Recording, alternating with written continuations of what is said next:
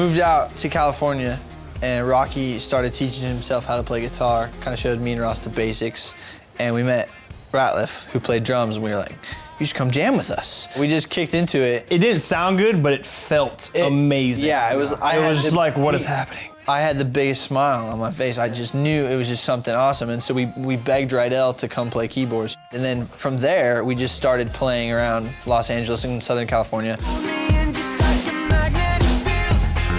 Technically, our first gig, though, was literally in our living room. Oh, yeah. And we had this little party of friends come over, and we just put on a rock and roll show right in our living room. One of our best shows to date.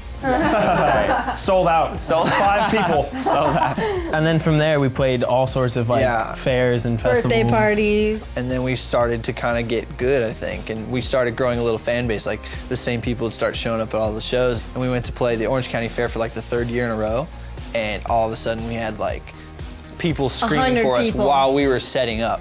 And that was like the first time. I think that's how bands grow, though. I think that just getting out and playing for anyone and everywhere, I think that's how you really become tight and just become better musicians.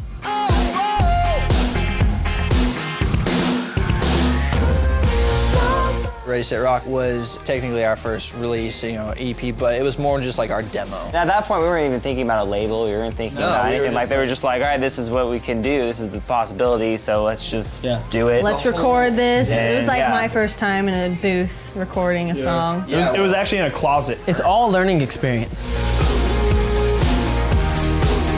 What we've been working on now is our 2nd full-length album.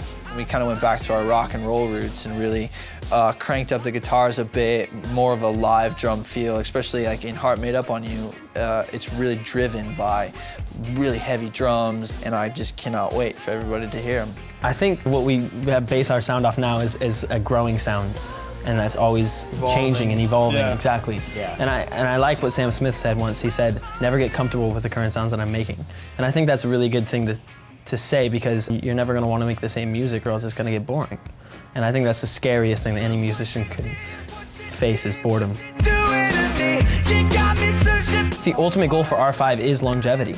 Yeah. I think we would love to be the Rolling Stones, that have been touring for 60 plus years, you know what I mean? It's crazy. Mick Jagger's killing it up there. Keith Richards, look at him slamming that guitar, man. It's amazing. Hopefully, I want to be able to play a show, but barely be able to walk. Yeah. Like, you see the Stones, you're like, that guy needs crutches, bro,